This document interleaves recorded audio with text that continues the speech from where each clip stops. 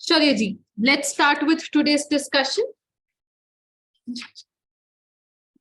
हम चैप्टर कौन सा कवर कर रहे हैं जी? लेबर। क्यों पढ़ रहे हैं हम ये chapter? Labour turnover was one of the topics, ठीक है, बट क्यों पढ़ा हमने वो? बिल्कुल, लेबर कॉस्ट कंट्रोल करने के लिए, और ये भी पता करना है कि इन दी फर्स्ट प्लेस हम जो कॉस्ट शीट बनानी होती है, अल्टीमेट हमारी एक मेन स्टेटमेंट बनती है कॉस्ट शीट नाम की, उस कॉस्ट शीट में लेबर कॉस्ट की वैल्यू पहुंच रही है तो कैसे पहुंच रही है, राइट? ओके, हाँ जी। अब लास्ट क्लास में हमने डिस्कस किया था that a company has to determine a wage rate in advance. इसको हम बोलते हैं प्यार से इफेक्टिव वेज रेट। यानी कि अब अगर पता चल जाए कि एक एम्प्लॉय को 1 घंटे का कितना वेज रेट पता दिया जा रहा है, तो कॉस्ट शीट में वैल्यू डालनी आसान रहेगी। हमारा इफेक्टिव वेज रेट, चलो अभी देख लेंगे किस तरीके से निकलता है, पर मान लो निकल गया 100 रुपया, कि एक कंपनी एम्प्लॉय को 100 रुपए का खर्चा कर रही है 1 घंटे का। मान लीजिए हमारा चेयर बनाने का काम, एक बेसिक वर्जन बनता है चेयर का, जिसको 1 यूनिट बनाने में 2 लेबर आवर्स लग रहे हैं। तो जब वो एक चेयर की कॉस्ट शीट बनेगी, चलो उसमें डायरेक्ट मटेरियल के नाम पर वुड वगैरह सब कुछ ऐड हो जाएगा, लेबर का हम कॉस्ट कैसे डालेंगे उसमें कि 2 घंटे लगे इनटू 1 घंटे की लेबर कॉस्ट 100 रुपया, तो उसकी कॉस्ट शीट में डायरेक्ट लेबर कॉस्ट की वैल्यू 200। यही सेम कंपनी मान लीजिए एक प्रीमियम वर्जन भी बना रही है चेयर्स का, जिसको बनाने में 8 घंटे लगते हैं, तो 8 लेबर आवर्स के हिसाब से उस पर लेबर कॉस्ट कितनी लग रही है? 800। तो बेसिकली जब हमने पहले से ही एक estimated labour rate per hour निकाला होता है, लेबर कॉस्ट पर आवर निकाला होता है, तो कॉस्ट शीट में वैल्यू डालनी आसान रहती है। काम करने में जितने घंटे लगे multiplied by that effective wage rate per hour. ठीक है जी, तो पता चल गया ऑब्जेक्टिव क्या है, वो इफेक्टिव वेज रेट पता करने का, राइट? अब वो कैलकुलेट कैसे किया जाता है, हमने लास्ट क्लास में एक वर्ड सीखा था, ग्रॉस नॉर्मल टाइम वेजेस। इसको डिवाइड करते थे इफेक्टिव लेबर आवर्स के साथ। अब ग्रॉस नॉर्मल टाइम वेजेस क्या होती है?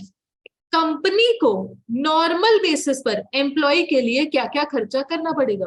इसमें क्या क्या आ सकता है? बेसिक सैलरी भी आ जाएगी, डीए आ जाएगा, commission, bonuses, allowances, non cash benefit जिसको हम प्यार से परक्विजिट्स बोलते हैं, and also employers contribution to any social security scheme, be that provident fund, चाहे वो employee state insurance है, कोई gratuity है, वगैरह वगैरह कुछ भी, employer उन schemes में अगर कुछ contribution कर रहा है तो obviously वो cost to employer है, वो भी add हो जाएगा। ओवरटाइम वेजेस इस कैलकुलेशन के बाहर रखी जाती है, क्यों? क्योंकि ओवरटाइम स्पेसिफिक बेसिस पर होता है। हो सकता है हमारे चेयर्स के एग्जांपल में प्रीमियम वर्जन पर ओवरटाइम हो रहा हो, बेसिक वर्जन पर ना हो रहा हो, तो ओवरटाइम ऐसी कोई चीज नहीं है जो हर जगह फैला देनी चाहिए, वो केस टू केस बेसिस पर स्पेसिफिकली होते हैं, वो अलग से ऐड होता है, वो बात की बात है। फिलहाल के लिए जो हमारा wage rate per hour advance में निकलेगा वो नॉर्मल वेजेस के हिसाब से निकलेगा। डिनोमिनेटर में क्या है? Effective labour hours. Effective labour hours कैसे हम कैलकुलेट करते हैं? टोटल आवर्स में से हम माइनस करेंगे नॉर्मल आइडल आवर्स। अब आइडल आवर्स क्या होते हैं? The time which has been paid for but not utilised on production, जिसमें आउटपुट नहीं बन पाया। नॉर्मल मतलब ये होना ही है, company can not take any steps to avoid these are unavoidable idle time, lunch break, tea break वगैरह वगैरह के नाम का। तो इनकी ट्रीटमेंट भी कैसे होती है कि मान लो एम्प्लॉय को बुलाया जा रहा है 9 घंटे के लिए, कंपनी पहले ही अपनी वर्किंग्स में यहाँ पर 8 घंटे मान के चलेगी, वो 1 घंटा इन्होंने यहाँ पर पहले से एक्सक्लूड करवा दिया, मतलब इन घंटों की पेमेंट तो जारी है बट इनकी कोई कॉस्ट मानी नहीं जा रही। So there is a difference between the words payment rate and there is a difference and the costing rate.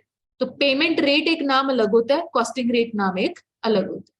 ठीक है, तो आज जो हमको डिस्कशन सबसे पहले टेकअप करनी है वो प्रॉपरली टेकअप करनी है आइडल टाइम की ट्रीटमेंट की। बताइए जी, रिकॉल हो गया जो हमने लास्ट क्लास तक किया था? कोई डाउट वगैरह नहीं? कोई ऐसा बच्चा जिन्होंने पिछली क्लासेस नहीं अटेंड की? तो हमारे काफी दिनों बाद हम क्लासेस लग रही हैं, सो आई एम नॉट श्योर कि पिछली क्लास में आप सारे थे कि नहीं थे सारे लोग थे? ठीक है जी। आपके pass on in your notes on page number 3.3, on page number 3.3 control over idle time नाम की चीज है। यहां पर आपको अब नॉर्मल आइडल टाइम के नीचे भी एक ट्रीटमेंट की स्पेस गिवन है। आपने वो ट्रीटमेंट की स्पेस के लिए 2 लाइनों की जगह छोड़नी है। हम वो ट्रीटमेंट लिखेंगे इन जस्ट 2 लाइंस और बाकी की स्पेस यूटिलाइज होगी फॉर एन एग्जाम्पल। तो बात समझ में आई? अब नॉर्मल आइडल टाइम के नीचे जो ट्रीटमेंट वाली स्पेस है वो ट्रीटमेंट के लिए यहां पर 2 लाइंस की स्पेस छोड़ेंगे एंड देन उसके नीचे आप एक एग्जाम्पल लिखना शुरू करेंगे। चलिए एग्जाम्पल में मेरे साथ साथ लिखेंगे, पेड फॉर, अरे चलना क्यों बंद हो गया बच्चे, give me a moment please. मैं डिक्टेट करवा रही हूं। Paid for 2000 hours at the rate ₹19 per hour, 1919। Paid for 2000 hours at the rate ₹19 per hour। तो टोटल पेमेंट कितनी बन गई? ब्रैकेट में लिख लीजिए 38,000। इसके नेक्स्ट लाइन में लिखिए, normal idle time is equal to 500 hours.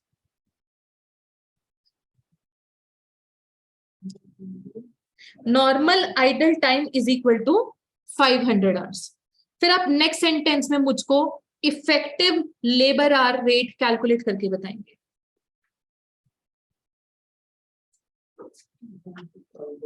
2.5। अबे आइडियल टाइम निकालना है। नॉर्मल आइडल टाइम है 500 आवर्स। एक काम कीजिए, करेक्ट करवा देते हैं। आप नॉर्मल आइडल टाइम को 100 आवर्स ले लीजिए। आप नॉर्मल आइडल टाइम को 100 आवर्स ले लीजिए, पॉइंट्स में क्या बात जाएगी? नॉर्मल आइडल टाइम को 100 आवर्स ले लीजिए।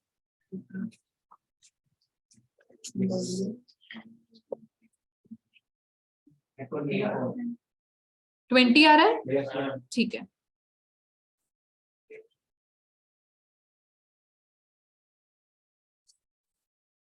एक सेकेंड।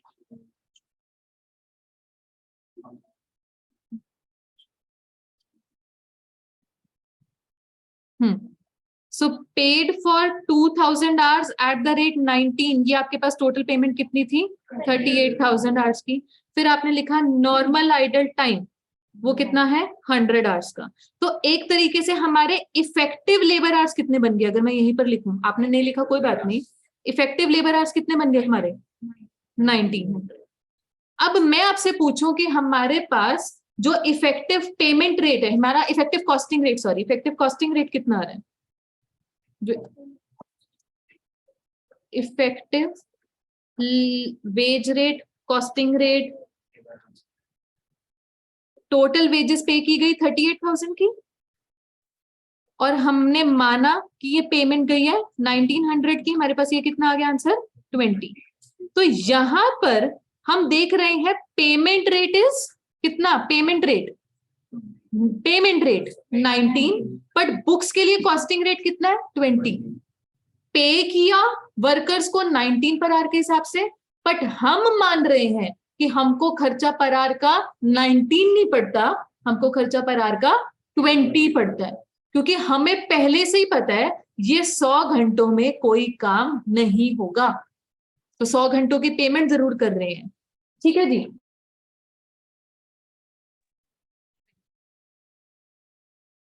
राइट।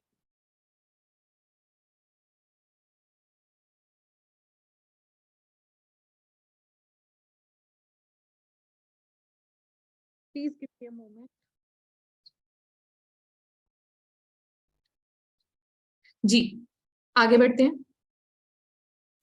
मान लीजिए असली में एक्चुअल आवर्स जो हैं, एक्चुअल आवर्स लिखिए, एक्चुअल आवर्स 1600 है, एक्चुअल आवर्स वर्कड। अभी इसी कहानी में एक्चुअल आवर्स वर्कड आर 1600, तो एक्सपेक्टेशन कितने आवर्स की थी, मैं आपसे पूछना चाहती हूँ, एक्सपेक्टेशन कितने प्रोडक्टिव आवर्स की थी? 1900। असली में काम कितने घंटे हुआ? 1600। वो 300 आवर्स का डिफरेंस विल बी अब नॉर्मल आइडल टाइम, अब नॉर्मल आइडल टाइम। ठीक है जी। अब ट्रीटमेंट क्या होगी? देखो जी, जो तो ये 1600 आवर्स काम हुआ है, हमारा कॉस्टिंग रेट कितना है? 20। तो ये पेमेंट तो चली जाएगी 32,000 की हमारी कॉस्ट शीट में, जहां जहां काम हुआ है वहां वहां की कॉस्ट शीट में। अब हमारा डीलक्स वर्जन ऑफ चेयर पे काम हुआ है तो उसकी कॉस्ट शीट में चली जाएगी, हमारा बेसिक वर्जन पे काम हुआ है तो उसके हिसाब से चली जाएगी। लेबर कॉस्ट चीज तो जहां पहुंचनी होगी पहुंच जाएगी, जहां जहां काम हुआ। अब नॉर्मल आइडल टाइम मतलब नुकसान हो गया। नुकसान हम मानेंगे उसी रेट 20 के हिसाब से, हमारा जो कॉस्टिंग रेट है। हमने लास्ट क्लास में भी डिस्कस किया था, हम रोना रोते हैं अब नॉर्मल चीजों का, हम नॉर्मल चीजों का रोना नहीं रोते, राइट? तो हम इसकी क्वांटिफाई करेंगे इस लॉस को। कितना लॉस आ रहा है जी? 6000। और ये 6000 की जगह है एक स्पेशल अकाउंट बना करता है कॉस्ट अकाउंटिंग में, कॉस्टिंग P&L अकाउंट। क्योंकि कॉस्ट शीट बनती है नॉर्मल बेसिस पर, वहां पर हम अब नॉर्मल चीजें नहीं भेज सकते, तो अब नॉर्मल आइटम्स के लिए एक स्पेशल प्लेस है in cost accounting, namely costing P&L account. बेटा कॉस्टिंग P&L अकाउंट कैसे बनता है ये बहुत बाद की कहानी है, इसका हम नाम ना जपते रहेंगे, बट ये भगवान दर्शन देंगे बहुत बाद में जाके। फिलहाल के लिए अपने मन में एक बात बिठा लेंगे, एनीथिंग अब नॉर्मल, बीट अब नॉर्मल लॉस, बीट अब नॉर्मल गेन, कहां जाएगा? Costing P&L। ठीक है, बट इसकी कहानी हम बाद में डिस्कस करेंगे। So this is how idol time is treated. Idle time को दो हिस्सों में बांटा जाता है, नॉर्मल एंड अब नॉर्मल। नॉर्मल आइडल टाइम की क्या ट्रीटमेंट है कि इसको हम टोटल आवर्स में से एलिमिनेट करवा लेते हैं, हम इसकी कोई कॉस्ट मानते नहीं है, हम इनके लिए पे जरूर कर रहे हैं बट हम इनकी कोई कॉस्ट मानते नहीं है। इनफैक्ट जो इसके लिए हमने पे किया, bye the way can I से, अगर पूरे 2000 घंटों के लिए पे किया 19 के हिसाब से, तो उसमें ये 100 घंटे की भी पेमेंट इंक्लूडेड ही थी, तो ये पेमेंट भी बर्डन बन जाएगी बाकी रिमेनिंग 1900 आवर्स के। एक बार आप सोचना, खर्चा किया 2000 घंटों पर हमने बर्डन डाल दिया पूरे 2000 पर नहीं, 1900 पर, यानी कि वो जो 100 घंटे हैं नॉर्मल आइडल टाइम वाले, उनका बर्डन भी हमने रिमेनिंग इफेक्टिव आवर्स पर, रिमेनिंग गुड आवर्स पर डाल दिया। इसको हम बोलते हैं the costing rate has been inflated. Inflated का मतलब पेमेंट तो 19 के हिसाब से हो रही थी जी, बट मेरे पास कॉस्टिंग रेट हमने कितना बना दिया? 20 बना दिया। तो हम ऐसे बोलते हैं the cost of normal idle time is borne by effective hours by inflating the cost rate. ये सेंटेंस में आपको लिखूंगी, बताओ सेंटेंस का मीनिंग अभी आपको क्लियर हो गया? ठीक है जी, ये लिख लेते हैं हम ऊपर, जहां पर भी हमारे पास स्पेस है ऊपर, नॉर्मल आइडल टाइम की ट्रीटमेंट की लिखिए payment of normal idle time, payment of normal idle time is borne by effective hours,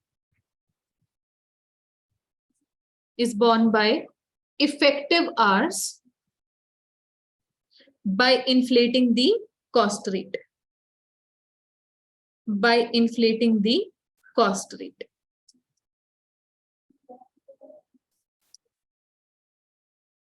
ठीक है? तो या आप ऐसे भी बोल सकते हैं, no cost allocation is done by inflating the cost rate.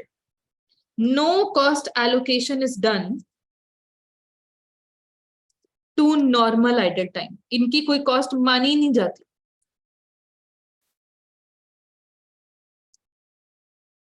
ठीक है, राइट? अब आगे, अब नॉर्मल आइडल टाइम, इसकी अगर हम ट्रीटमेंट पहले डिस्कस करें, इसकी कॉस्ट मानी जाती है कि नहीं? बोलो हाँ या ना। मानी जाती है। कैसे मानी जाती है? एक बार हमने इफेक्टिव रेट निकाल दिया, उसी के हिसाब से एक्चुअल गुड आवर्स भी वैल्यूड हो जाएंगे, उसी के हिसाब से time lost due to abnormal reason भी वैल्यू हो जाएगा। तो आप अपने एग्जाम्पल में देख सकते हैं 20 के हिसाब से हमने एक्चुअल गुड आवर्स भी वैल्यू किए, उसी 20 के हिसाब से हमने अपना अब नॉर्मल आइडल टाइम भी वैल्यू किया। तो ट्रीटमेंट में लिखेंगे, जो आपने 2 लाइनों की जगह छोड़ी हुई है अब नॉर्मल आइडल टाइम की लिखेंगे। देखिए, कॉस्ट ऑफ अब normal idle time, cost of abnormal idle time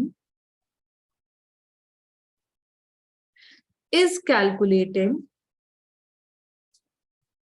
cost of abnormal idle time is calculated by multiplying abnormal idle hours with effective wage rate, with effective wage rate,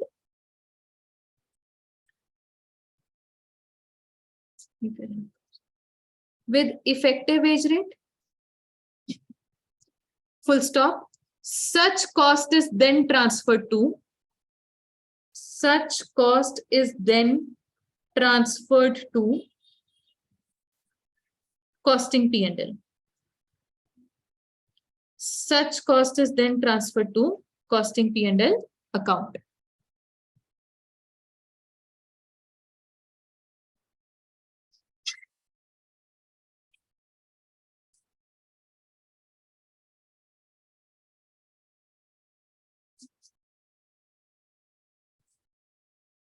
चलिए, हमारे पास अब question आएंगे। Question number 4, please. Please come to question number 4.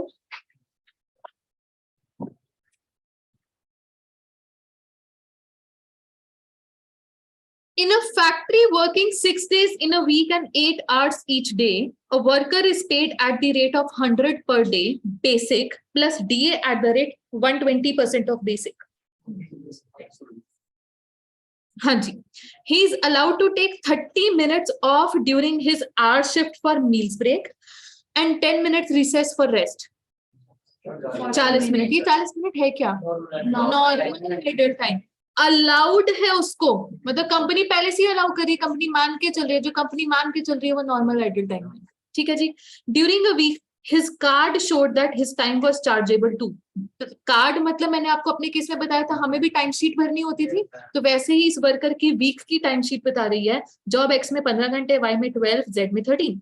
Time not booked was wasted while waiting for a job.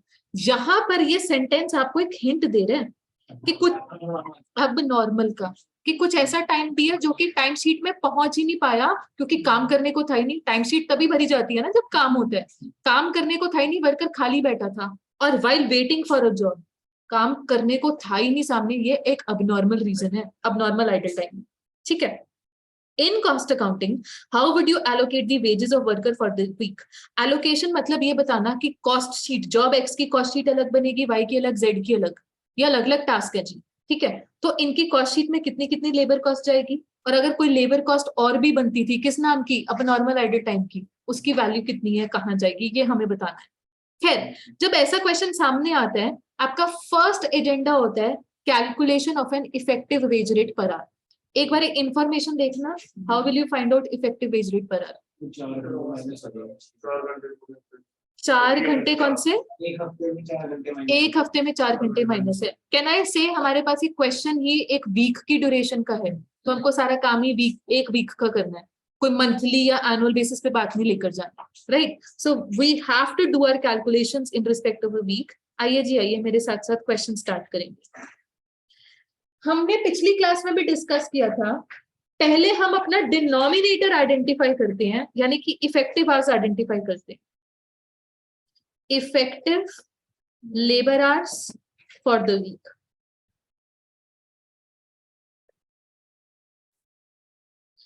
इन्होंने बोला कि वैसे तो है उनके पास टोटल 6 days इंटू 8 hours, वैसे तो टोटल 48 hours बनते हैं जी, बट नॉर्मल आइडल टाइम हटाओ यहां से, 40 मिनट्स है, इसको कन्वर्ट कीजिए आवर्स में तो 60 मिनट्स, ये हर रोज की कहानी है by the way, into 6 days 4 hours आ गया। तो टोटल इफेक्टिव लेबर आवर्स कितने आ गए फॉर द वीक? 44 आवर्स। ये चीज सभी को क्लियर है?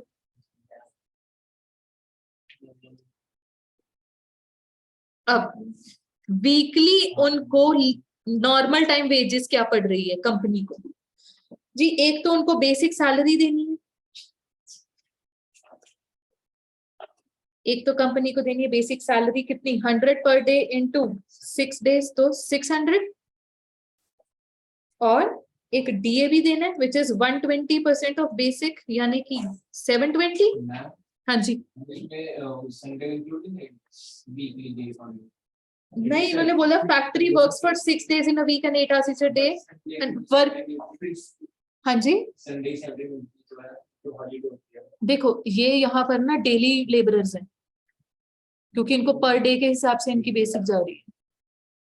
इनका ऐसा नहीं है फॉर दी मंथ जो है इनका कोई एक, इनको जो सैलरी बताई गई है फॉर दी मंथ नहीं बताएगी, फिर बताएंगे for the month Sundays are paid holidays, ऐसा कुछ नहीं है। ठीक है, तो यहाँ पर यही काम है 1320। एंड बाय द वे इसके बियॉन्ड कोई और खर्चा नहीं है, तो यही बन गई हमारी gross normal time wages, right? इसी को डिवाइड कर दीजिए इफेक्टिव लेबर आवर्स है यहीं पर 30 आवर आंसर, तो हमारे पास इफेक्टिव वेज रेट आ गया 30 पर आवर। लो जी,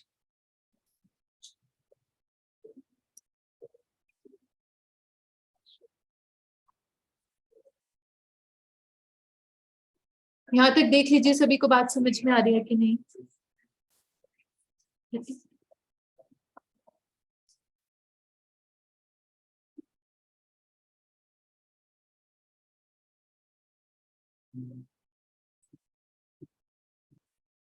ठीक, ओके।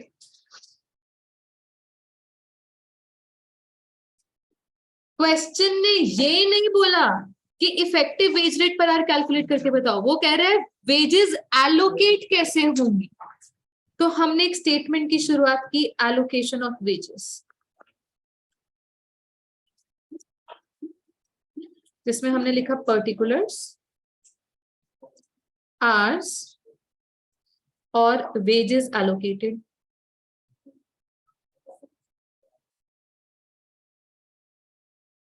हाँ जी, वर्कर ने काम किया जॉब एक्स पर, कितने आवर्स? 15। तो जॉब एक्स की कॉस्ट शीट में कितनी वेजेस पहुंचा दी जाएंगी?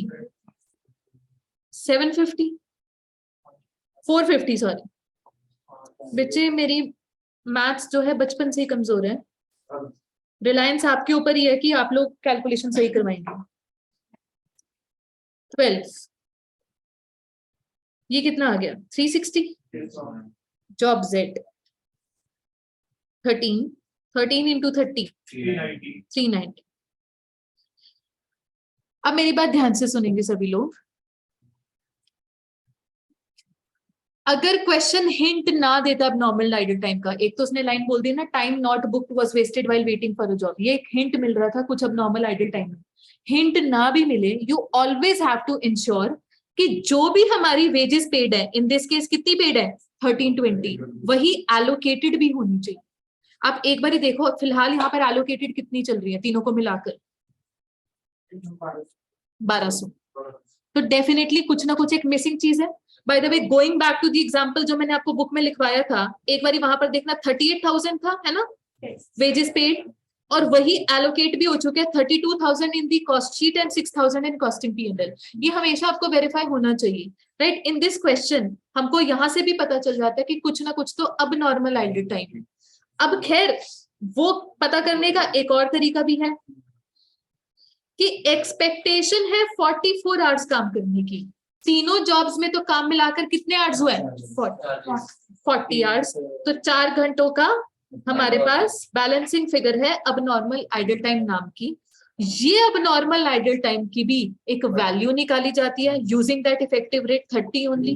120 वैल्यू आएगी, और ये 120 वैल्यू की सही जगह कहां पर है? कॉस्टिंग P&L में। ये आपको लिखकर बताना है कि कॉस्टिंग P&L में जाएगा। and this is how total wages of 1320 are being allocated.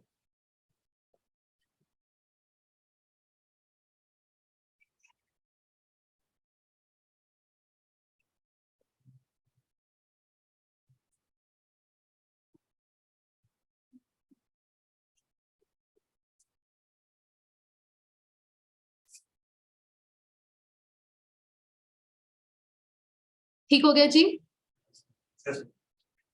Right,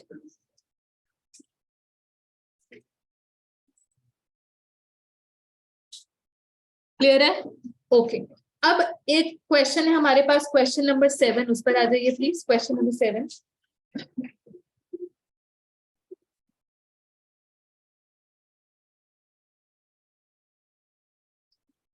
ये आईसीआई ने एग्जाम में पूछा हुआ है, नवंबर 2018 में।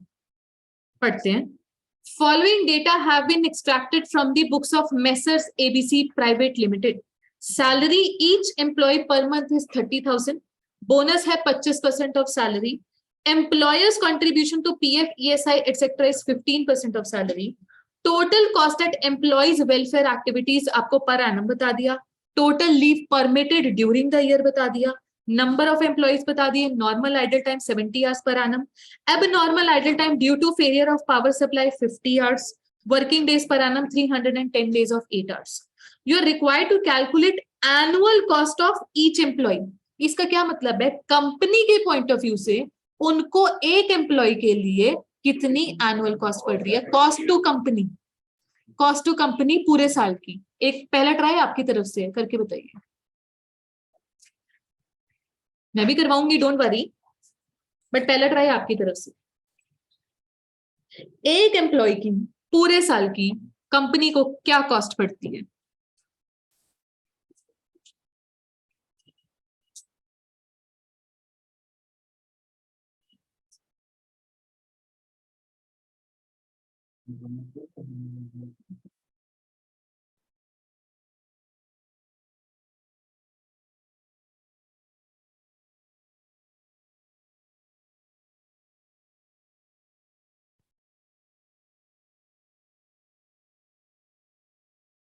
$45,780. 45,780 पूरे साल की? नहीं,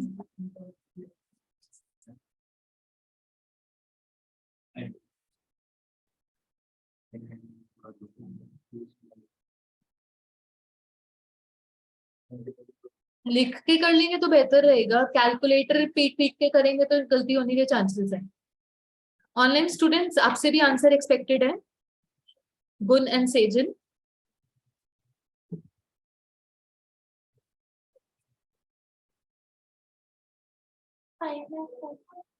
$5,04,000। एक चीज मिस हो गई आपसे। 11,65,500. आपके पास भी है फिक्र है? 11 लाख नहीं, 11 लाख नहीं है। मेधावी आपसे ना वेलफेयर कॉस्ट नहीं नहीं नहीं नहीं नहीं, मैं एक फिगर पूछ रही हूँ, टोटल एनुअल कॉस्ट पूरे साल की, मैं एक घंटे की नहीं पूछ रही हूँ। 11,65,500। अच्छा अच्छा, इसकी कैलकुलेशन में आपने क्या काम किया बताइए? सैलरी इंटू 12 कर ली, इससे बोनस और एम्प्लॉयज कंट्रीब्यूशन को निकाल लिया। ठीक है जी, फिर उसके बाद 500 को ऐड कर दिया। 310 डेज में 30 डेज पहले माइनस कर दिया। वो हमको पर आवर चाहिए थी ना, बस पूरे साल की बताओ एक एम्प्लॉय की। आपने सब कुछ ऐड कर दिया और ये फिगर बता दी। 5,49,360 एक ये फिगर आ रही है। 507780 एक ये फिगर आ रही है। आपने बच्चे क्या बताई थी मुझे? ऑनलाइन में से किसने बताई थी? यही वाली फिगर थी आपकी भी? Yes, ma'am. आपकी करेक्टेड फिगर ये वाली? हाँ जी। Anyone else? किसी ने 45 समथिंग भी बताई थी। कितनी थी? 45,780।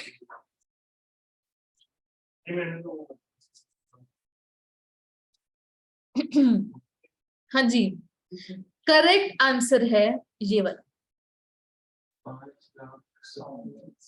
जिन्होंने 11 लाख वाला आंसर बताया उनसे एक गलती ये हुई है कि क्वेश्चन हमसे एक एम्प्लॉय की कॉस्ट पूछ रहा था, और आपने जो ये कंपनी को खर्चा पड़ रहा है, ये है क्या? Total cost at employees welfare activities. इसका क्या मतलब होता है? कोई, हाँ जी, कोई पिकनिक पर ले गई, कोई हेल्थ कैंप लगा दिया, तो divide by number of employees करना था यहाँ पे, क्योंकि हम एक एम्प्लॉय का कैलकुलेट कर रहे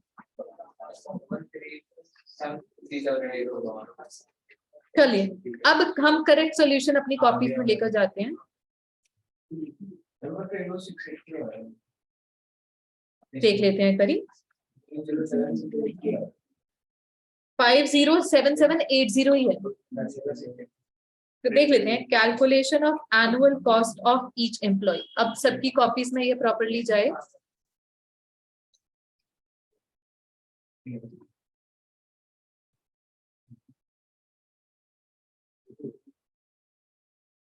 हाँ जी, salary each employee per month given है जी, हमको भी ईच एम्प्लॉय का ही काम करना है, बट एनुअल करना है।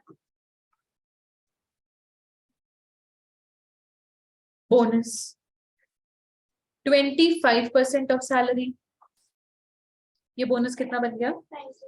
90,000।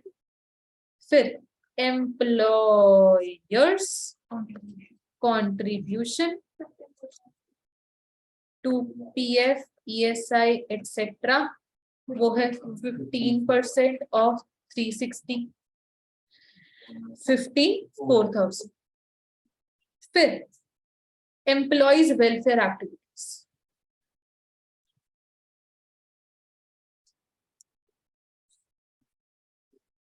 पूरे साल का खर्चा है 661,500, but this is for all employees, कहीं नहीं लिखा ये ईच एम्प्लॉय के लिए, तो आप मान के ही चलेंगे फॉर ऑल एम्प्लॉयज है। 175 से डिवाइड किया, कितना आ गया? ये 3780। तो आपके पास फाइनल आ गया annual cost of each employ.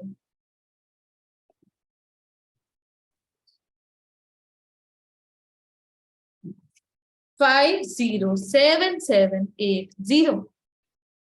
ठीक हो गया जी। चलिए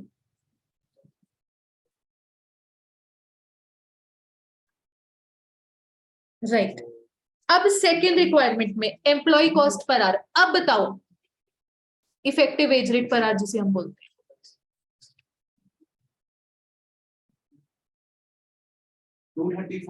234।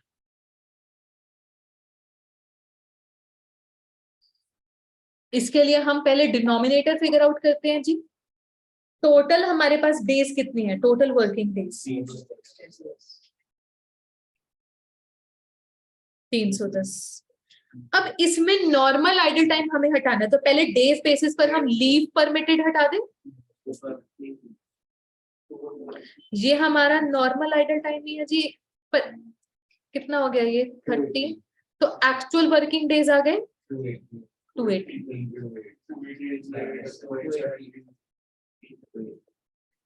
Into hours per day. तो हमारे पास ये आ रहा है कितना, जो भी आ रहा है, अरे ये 2240 2240। हाँ जी, एक और तरीके का नॉर्मल आइडल टाइम है जो कि इन्होंने हमें बताया हुआ 70 आवर्स।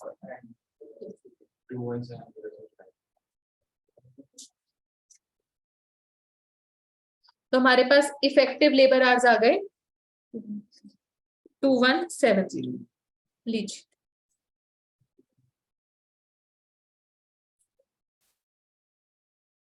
देख लीजिए एक बारी, यहाँ पर दो तरीके का नॉर्मल आइडल टाइम है, एक तो छुट्टियों वाला और एक जो डे टू डे बेसिस पर लंच ब्रेक टी ब्रेक का होता होगा वो।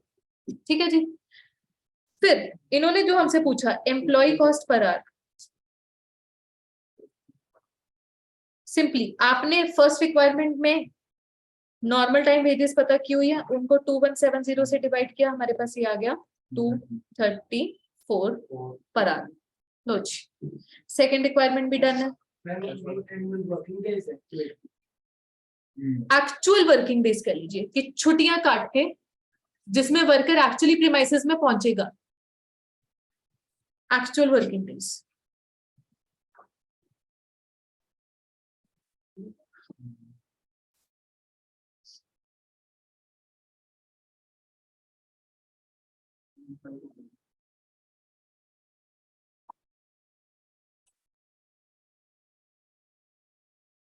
चलिए, सभी के पास 234 आंसर आ गया। नेक्स्ट, कॉस्ट ऑफ अब नॉर्मल आइडल टाइम पर एम्प्लॉय बता सकते हैं? 11,700। हमारे पास अब नॉर्मल आइडल आवर्स है 50। अब यहाँ पे आप ये नहीं कहेंगे कि मैम ये ना सभी एम्प्लॉयज के लिए होंगे तो डिवाइड बाय 175 कर दो, ये ऑलरेडी पर एम्प्लॉय ही है। अगर वेस्ट हुए तो सभी के 50 घंटे वेस्ट हुए हैं, तो हर एम्प्लॉय का अपना 50 घंटा भी वेस्ट हुआ है। ठीक है, तो कॉस्ट ऑफ अब नॉर्मल आइडल टाइम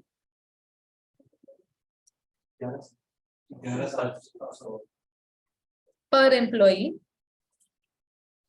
इज, कितने आइडल आवर्स थे? 50 इंटू 234, हमारे पास आंसर आ रहा है 11,700। अच्छा, ये 11,700 की जगह कहाँ है, कहाँ एलोकेट होगा? कॉस्टिंग P&L में एलोकेट। ठीक है,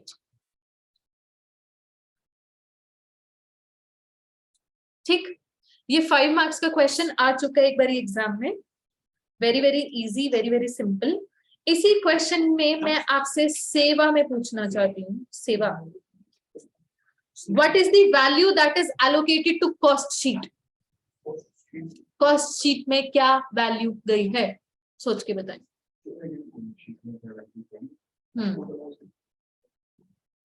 मैम आप एक बार क्वेश्चन शो कर सकते हो? दोबारा से बोलो बच्चे, एक सेकेंड।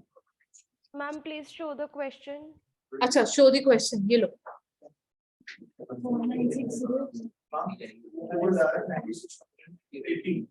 मैं बना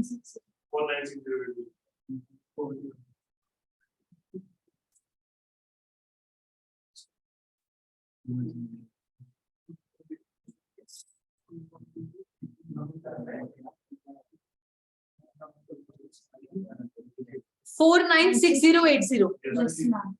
ठीक है, अब ये कैसे कैलकुलेट किया आपने कैसे किया? जो एनुअल कॉस्ट में इसमें से जो आइडिया एबनॉर्मल आइडिया वो माइनस कर। ठीक है, आपने कैसे कैलकुलेट किया?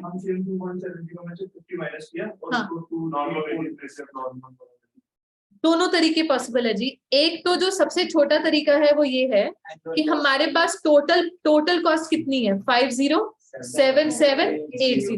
इसमें से एक चीज की एलोकेशन हमें पता चल चुकी है, विच इज अब नॉर्मल आवर्स, विच इज 11,700। इसकी जगह कॉस्टिंग P&L में, तो जो बचा कॉस्ट शीट में जाएगा कितना, 496080। एक दूसरा तरीका ये भी था कि अगर आपके expected hours, expected working hours, जिनमें प्रोडक्टिविटी एक्सपेक्टेड है, जिसको हम इफेक्टिव लेबर आवर्स भी बोलते हैं, वो कितने हैं? 2170। अब एक्सपेक्टेड आवर्स जो होते हैं, ये एक्सपेक्टेड होते हैं जी, इसमें से पता चल रहा है 50 घंटे तो हमारे वेस्ट ही हो गए अब नॉर्मल रीजन की वजह से। तो एक्चुअल कितने आवर्स लगे? एक्चुअल 2120। इसको मल्टीप्लाई किया इफेक्टिव से तो 496080 कॉस्ट शीट की वैल्यू आ गई, क्योंकि जब काम होता है तभी कॉस्ट शीट बनेगी। तो असली में काम हुआ 2120 आवर्स, तो उसके हिसाब से कॉस्ट शीट में वैल्यू गई 496080। तो दोनों तरीके पॉसिबल है। पता चल गया जी सभी को? संदीप क्लियर है ये पॉइंट? बहुत बढ़िया, ऑल राइट। तो हम ट्रीटमेंट सीख चुके हैं अब नॉर्मल आइडल टाइम की भी। कंप्लीट करना चाहते हैं, कर सकते हैं।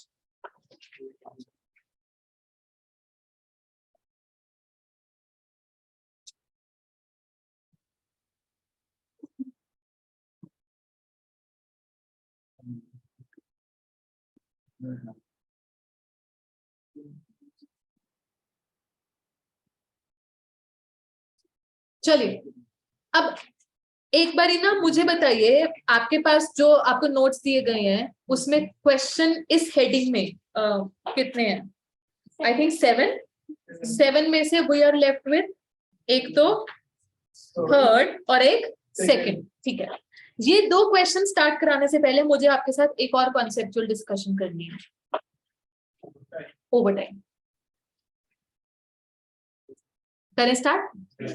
देखिए, ओवर टाइम को लेकर ये बात की जाती है दैट अगर अब beyond a certain limit over time हो गया तो ओवर टाइम पेमेंट करनी बनती है वर्कर को, and that over time payment का जो रेट है that is more than the normal wage rate, ज्यादा रेट पर, जिसको हम आज की डेट में सुनते हैं नाइट शिफ्ट अलाउंस, मतलब वो एक एक्स्ट्रा पेमेंट दी जाती है वर्कर।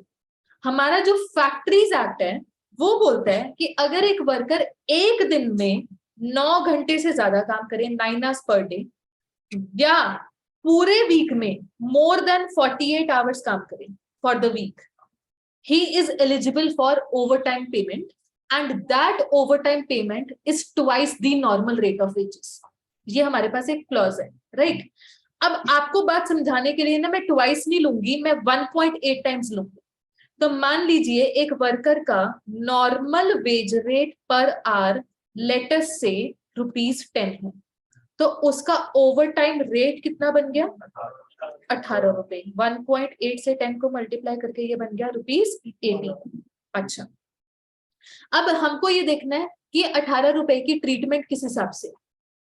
एक चीज मैं बोल रही हूँ, जो एक्स्ट्रा पेमेंट है आप पूरे 18 को एक्स्ट्रा नहीं बोलेंगे, क्योंकि अगर ओवर टाइम ना भी होता, अगले दिन आके काम होता, तो 10 पर आवर का तो खर्चा वैसे भी होना ही होना था। तो अगर मेरे को एक्स्ट्रा नाम बोलना भी है तो हम 8 को एक्स्ट्रा बोलेंगे। बात को समझाने के लिए मान लीजिए एक फैक्ट्री में ना वर्कर जो है वो 9 घंटे नॉर्मल बेसिस पर काम कर सकता है without any overtime payment, but एक जॉब आती है उसके पास which total take 15 hours to complete. ठीक है जी। अब यहाँ पर वर्कर के पास ना एक ऑप्शन है कि सारा का सारा काम ही वो डे 1 में निपटा दे। तो डे 1 में उसको पेमेंट कितनी मिलेगी, मुझे बता सकते हैं? डे 1 पर उसको पेमेंट कितनी मिलेगी अगर वो सारा का सारा काम वो ओवरटाइम करके निपटा देगा डे 1? ओवरटाइम करेगा 15 घंटे रहेगा, 9 घंटे तक तो उसको नॉर्मल रेट मिलेगा। कितना है उसका नॉर्मल रेट? 10। देख लेते हैं। और जो 6 घंटे उसको स्टे बैक करना पड़ेगा, 198 ये 108 हो गया, तो कितना आ गया? 198। कैन आई से कि इस 198 में नॉर्मल कंपोनेंट तो है कि जॉब एग्जीक्यूट करने में 15 घंटे लगते हैं, और 15 घंटे में बेसिक 10 आवर तो देना ही देना है जब भी वो 15 घंटे लगे। तो नॉर्मल कंपोनेंट कितना है? 150। उसने एक्स्ट्रा टाइम कितना रुका वो ओवर टाइम करने के लिए? 6 आवर्स, और 8 एक्स्ट्रा कमाता है तो 48। ये बात समझ में आ रही है सभी को? देखिए, normal wage rate is 10 per hour, कि नॉर्मल ड्यूरेशन में काम करते रहो 10। ओवर टाइम करोगे तो हमारा जो ऑब्वियसली नॉर्मल रेट नहीं, उससे कहीं ज्यादा पे किया जाएगा, 1.8 टाइम्स पे किया जाएगा। तो 1 घंटा अगर ओवर टाइम होता है तो पेमेंट अब 10 की नहीं मिलेगी, 18 की मिलेगी। माई पॉइंट इज कि अगर ओवर टाइम ना भी हो तो वो पर्टिकुलर काम नेक्स्ट डे आकर हो जाएगा, तो नेक्स्ट डे तो बेसिक जो 10 है वो तो मिलना ही मिलना था वर्कर को। आप इसी केस में देखो, जहां पे वर्कर कहता है नहीं जी नहीं, मैं ओवर टाइम बिल्कुल नहीं करूंगा, तो वो डे 1 पे स्पेंड करेगा 9 आवर्स जो उसके नॉर्मल आवर्स बनते थे, इंटू 10 के हिसाब से 90 कमा लेगा। वो डे 2 पर आएगा और बाद 6 घंटे काम करेगा। ऑफ कोर्स नई जॉब भी आ जाएगी, बट एटलीस्ट इस जॉब का उसको कितना मिलेगा? 60, 150। अगर ओवर टाइम ना भी करे तो भी तो अगले दिन वर्कर आकर उस जॉब पर पैसा कमाएगा 10 के हिसाब से। तो अगर आपसे कभी पूछा जाए कि ओवर टाइम का एक्स्ट्रा कितना दिया, आप ये नहीं बोलेंगे 18 दिया गया ओवर टाइम का एक्स्ट्रा, जहां पर भी एक्स्ट्रा वर्ड आ गया मतलब 8 आप बोलेंगे। ठीक है जी। तो ये तो वैसे भी जो, अब मैं आपको एक चीज लिखवाने वाली हूं, पहले देख लीजिए। एक तो होती है ओवर टाइम पेमेंट या ओवर टाइम रेट, इसमें एक कंपोनेंट होता है नॉर्मल रेट का, और जो एक्स्ट्रा कंपोनेंट है उसको हम नाम देते हैं ओवर टाइम प्रीमियम। हमेशा प्रीमियम वर्ड एक्स्ट्रा कंपोनेंट को डिनोट करता है। ये बात आपने कहाँ नोट करनी है? जो भी आपके पास ओवर टाइम वाला एक होगा, control over over time on page number 3.3, वहां पर सिर्फ एक ये चीज नोट कर लीजिए कि ओवर टाइम पेमेंट या रेट है 18 का, इसमें से 10 तो वैसे भी देना था, अगर ओवर टाइम ना हो तो नेक्स्ट डे आकर वर्कर काम करेगा, 10 तो तब भी लेकर जाएगा। ओवर टाइम करने की वजह से जो एक्स्ट्रा दिया जा रहा है उसको वो दिया जा रहा है 8 रुपीज पर आवर।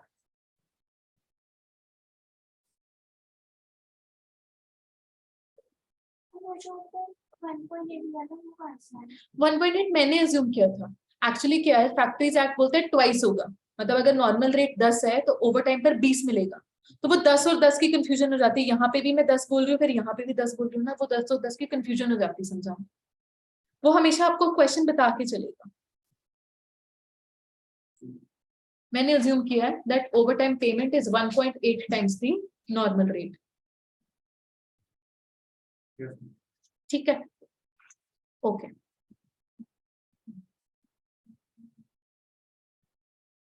अब देखिए, हमको डिस्कशन ये करनी है कि ये ओवर टाइम प्रीमियम की एलोकेशन कैसे होगी। देखिए, नॉर्मल जो कंपोनेंट है उसकी तो नॉर्मल जैसी एलोकेशन होती है, नॉर्मल कॉस्ट शीट में चला जाएगा, लेबर कॉस्ट का हिस्सा बन जाएगा।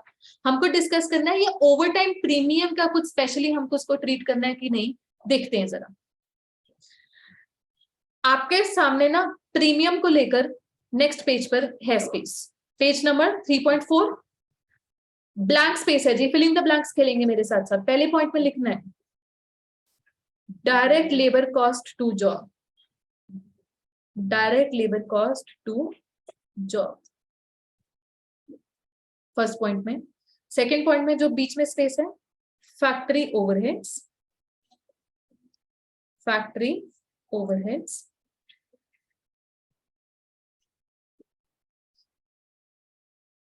Faulty department, faulty department, and last में costing P and L, last में कॉस्टिंग पी एंड एल।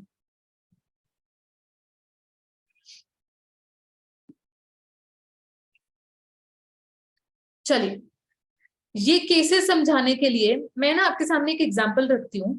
मान लीजिए एक टेलर है और उनका एक बुटीक है, तो सीजनल काम है, do you all agree? Wedding season में वो बिजी होते हैं। होता है क्या है कि जो बुटीक ओनर है ना, उन्होंने आगे एक टेलर लगाया हुआ है, और वो टेलर कभी एक ना कुछ एक तरीके से वो डेली लेबरर है।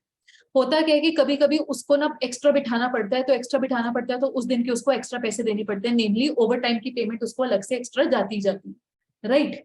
अब सोचिए ऑफ सीजन टाइम पर भी, ऑफ सीजन चल रहा है तो नॉर्मल बेसिस पर तो हमको वो टेलर को एक्स्ट्रा नहीं बिठाना पड़ेगा, बट स्टिल एक क्लाइंट आता है बुटीक ओनर के पास भागता भागता, वो ये कहता है मेरे को ये सूट आज ही तैयार करके दो।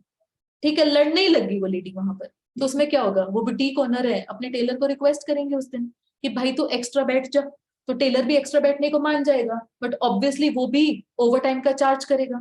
अब मुझे एक बात बताओ, बुटीक ओनर क्या करेगा इस चीज में? मान लो टेलर को एक्स्ट्रा बिठाने के 400 रुपए देने पड़ गए, क्या वो 400 रुपए का लॉस खुद मान लेगा? नो, क्लाइंट से चार्ज करेगा। और जो क्लाइंट ने इंसिस्टेंस मचाई थी, इतना इंसिस्ट किया था, उसने इतना चिल्लाना शुरू किया था, उसी से मान लो 400 रुपए एक्स्ट्रा दिए तो उसी से 400 रुपए रिकवर किए जाएंगे, और किसी क्लाइंट पे तो बर्डन नहीं डालेंगे इस बात का, नहीं डालेंगे ना। तो मान लीजिए उस क्लाइंट का काम ना 4 घंटों का है, ठीक है, और वो 4 घंटे आज नहीं लग पा रहे हैं क्योंकि वो आई ही दौड़ती दौड़ती है, तो वो 4 के 4 घंटों में उसको काम करके देना है, और वैसे टेलर को दिया जाता है पर डे का लेटर से 800, बट 400 एक्स्ट्रा देना पड़ेगा क्योंकि उसने आज के आज ही करने को बोला है। तो अल्टीमेटली लेबर के नाम का क्लाइंट से कितना रिकवर किया जाएगा? 1200 इंटू 4 करके। एक काम करते हैं, इसको ना ठीक कर लेते हैं, थोड़ा ज्यादा ही होगा, अनरियलिस्टिक हो गया ये। इसको ना आप 100 मान, 500 इंटू 4 2000।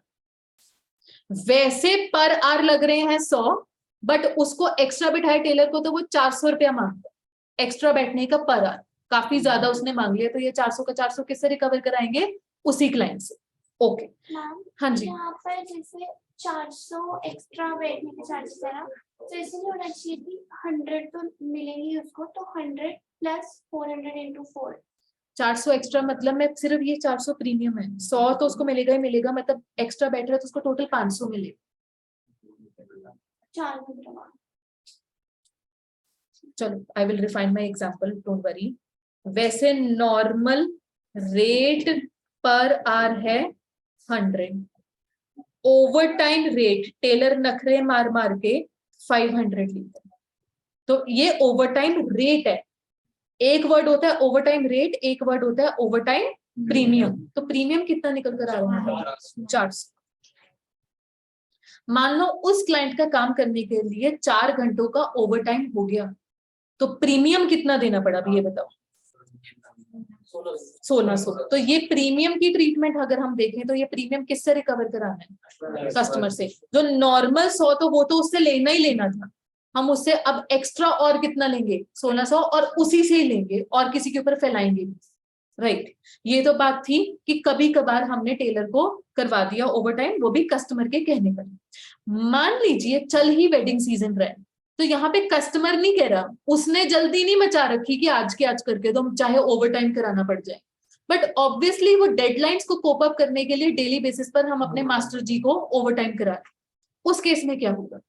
क्या हम एक पर्टिकुलर क्लाइंट पे बर्डन डाल देंगे उस चीज का?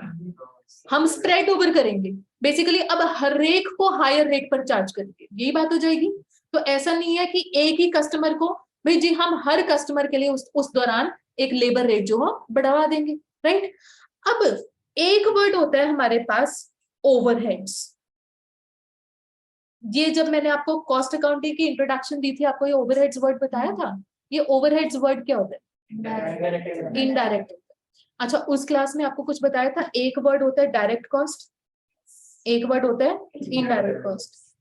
अगर मैं बोलूं कि डायरेक्ट कॉस्ट को प्यार से हम स्पेशल कॉस्ट बोल सकते हैं और इनडायरेक्ट कॉस्ट को प्यार से हम जनरल कॉस्ट बोल सकते हैं। एक आपको, आपके पास वो कॉपीज हैं जिसमें आपने ये नोटिस की थी चार्ट वाली। एग्जाम्पल मुझे बताओगे, डायरेक्ट मटेरियल का एग्जाम्पल क्या था? स्ट्रॉबेरी था for making of jam. Right. तो कहना इसे जैम बनाने के लिए स्ट्रॉबेरी स्पेशली लग रही है, कल को प्रोडक्ट अगर हमारा चेंज हो गया तब थोड़ी ना स्ट्रॉबेरी लगेगी। सो स्ट्रॉबेरी की cost is a special cost for the from the point of view of jam. ऐसे अगर उसी जैम को बनाने के लिए कोई रॉयल्टी देनी पड़ रही थी तो वो रॉयल्टी स्पेशल हो गई थी ना, जनरल कोई कॉस्ट नहीं था वो। अब ऐसे ही आप एग्जाम्पल सोचो, हम ये वाला बात कर रहे हैं, अगर तो ओवर टाइम स्पेशली हो रहा है किसी क्लाइंट के लिए तो उसको डायरेक्ट लेबर कॉस्ट के तहत चार्ज कर दिया जाएगा प्रीमियम। बट अगर किसी क्लाइंट के लिए स्पेशली नहीं हो रहा, जनरली हो रहा है to cope up with the deadlines, तो हर एक को स्प्रेड ओवर करना है, और हर एक को स्प्रेड ओवर करने वाली चीज को हम नाम देते हैं ओवरहेड्स, जो कि जनरल कॉस्ट बन जाएगी इस केस में। इस केस में ओवर टाइम प्रीमियम तो दिया जाएगा वो टेलर को, बट वो जनरल बेसिस पर सबको बांटा जाएगा। That over time is not being paid just for one client. वो अगर बुटीक ओनर को अगर ओवर टाइम पे करना पड़ रहा है तो वो टुगेदर सभी क्लाइंट्स के लिए पे करना पड़ रहा है, क्योंकि सीजन टाइम चल रहा है। बात समझ में आ गई? So any general cost is called a overhead cost. तो इसलिए अब आपके पास एक या पहले दो पॉइंट्स है, एक बार इनकी रीडिंग लेना प्लीज अपने लेवल पर, साइलेंट रीडिंग।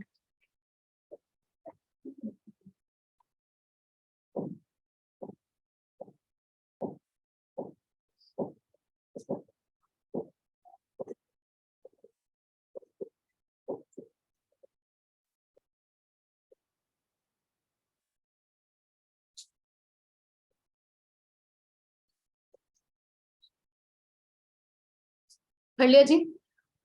अब इसी चीज को एक बार ही हम अपने नॉर्मल आर्टिकलशिप वाले एग्जाम्पल से भी डिस्कस करते हैं। मैंने आपको बताया था हमें टाइम शीट भरनी होती है जी। अब अगर मैंने कभी कभार ऑफ सीजन टाइम में अगर ओवर टाइम भी करा तो ये बात मेरी टाइम शीट में जाएगी। वैसे मेरे को ऑफिशियली टाइम शीट भरनी होती है 8 आवर्स के लिए। राइट। अच्छा, मैंने कभी कभार ओवर टाइम कर लिया, वैसे सीजन टाइम नहीं चल रहा था तो किसी एक पर्टिकुलर दिन में 10 घंटों के लिए बैठ गई। अब जब मैं 10 घंटों के लिए बैठी हूँ और अपनी टाइम शीट में भर के बताऊंगी ना कि 2 घंटा जो मैंने ओवर टाइम किया है कौन से क्लाइंट के लिए किया है, ऑब्वियसली एकदम से कोई काम आ गया होगा, एकदम से कोई कोर्ट हियरिंग आ गई होगी, उसके लिए बैठे होंगे तैयारी करने के लिए, तो वो पता होगा ना कि एग्जैक्टली किस क्लाइंट के लिए ये वर्कर्स एक्स्ट्रा बैठे थे, और उसी क्लाइंट से वर्कर्स की एक्स्ट्रा पे निकाली जाएगी। चलो मैं तो आर्टिकल थी, हमको वैसे चलो एक्स्ट्रा पे नहीं मिलती थी, बट जो हमारे प्रॉपर जो चार्टर्ड अकाउंटेंट्स थे उनके सैलरी स्ट्रक्चर होगा इस हिसाब से कि अगर आप कभी एक्स्ट्रा बैठोगे, बियॉन्ड सम आवर्स बैठोगे, आपको एक्स्ट्रा पे मिला करेगी, तो उनको तो मिल जाएगी ना। और ये बात पता भी होगी कि एग्जैक्टली किस क्लाइंट की वजह से ये वर्कर्स एक्स्ट्रा बैठे हैं, कल को उसी क्लाइंट से जब फीस चार्ज करेंगे तो उसमें से ये इंक्लूड हम करवा के फीस चार्ज करेंगे जो भी ओवर टाइम दिया गया। बात ठीक हो गई है जी? बात क्लियर हो गई है? Okay. But cut to season time, क्या हम एक क्लाइंट के लिए एक्स्ट्रा बैठेंगे? सबके लिए बैठेंगे। तो उस टाइम पर हाँ एक्स्ट्रा पेमेंट मिलेगी, बट क्या एक्स्ट्रा पेमेंट एक क्लाइंट के लिए हम देखेंगे? क्या वहां पर टाइम शीट भरी जाएगी तो उसमें अलग से आइडेंटिफाई किया जाएगा, ओहो अच्छा वर्कर इस क्लाइंट के लिए आज एक्स्ट्रा बैठा था? उस केस में टाइम शीट ही एक्सपैंड कर दी जाती है, उस केस में टाइम शीट ही 12 घंटों की बना दी जाती है नॉर्मल बेसिस पर। तो वहां पे सब क्लाइंट को स्प्रेड ओवर होगा, वहां पे स्पेशल आइडेंटिफिकेशन नहीं होगी किसके लिए एक्स्ट्रा वैल्यू। बात समझ में आ गई है जी? ठीक है जी, और सभी को एक तरीके से बांट दिया जाएगा। ये चीज क्लियर है? ओके। अब देखो थर्ड पॉइंट ऐसा है, मान लो हमारी जैम मैन्युफैक्चरिंग में एक तो आपने देखा है ना कि कुकिंग डिपार्टमेंट कह लीजिए कि यहाँ पर जैम तैयार होगी, जब एक बार जैम तैयार होगी तो उसको कूल डाउन किया जाता है और नेक्स्ट डिपार्टमेंट हम बोल सकते हैं बॉटलिंग डिपार्टमेंट। हमारा final product obviously bottling stage पर ही तैयार होता है, बॉटलिंग एंड लेबलिंग स्टेज कह सकते हैं इसको, पैकिंग डिपार्टमेंट भी बोल सकते हैं।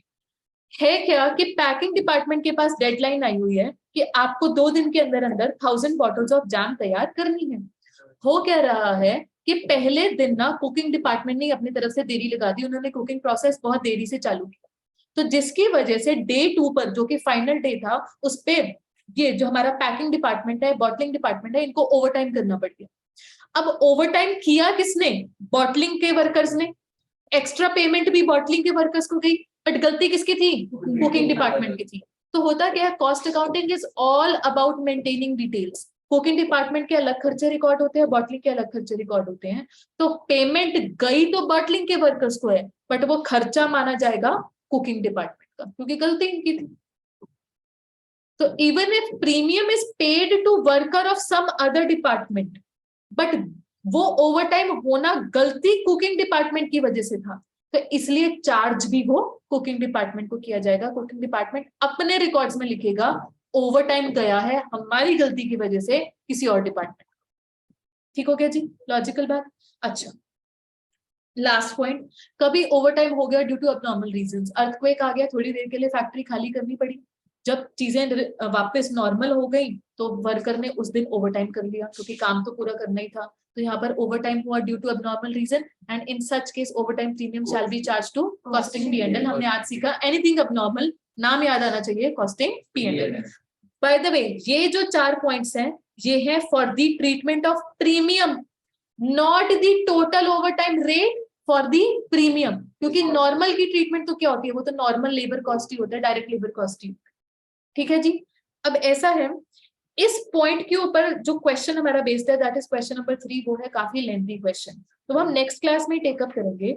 आज हमने इसकी कॉन्सेप्चुअल डिस्कशन की, और नेक्स्ट क्लास में एक और माइनर सी कॉन्सेप्चुअल डिस्कशन बचेगी, कैश पेड टू वर्कर कैसे निकाला जाता है। कैश पेड टू वर्कर, अभी तक तो हम कॉस्ट टू कंपनी की बात कर रहे हैं, कैश इन हैंड वो कैसे कैलकुलेट होगा, वो हमारा एक छोटा सा टॉपिक रह गया है। फिर अभी भी लेबर चैप्टर नहीं कंप्लीट हुआ, बट ये एटलीस्ट एक another phase of this chapter will be completed in the next class. ठीक है जी? आज के लिए इतना ही। कोई डाउट है? अगर अभी लग रहा है तो बता दीजिए, अदरवाइज नेक्स्ट क्लास में डेफिनेटली हम स्टार्टिंग में इन पॉइंट्स को दोबारा से डिस्कस करेंगे। ठीक, चलिए, thank you so much, tata bye bye, have a great day.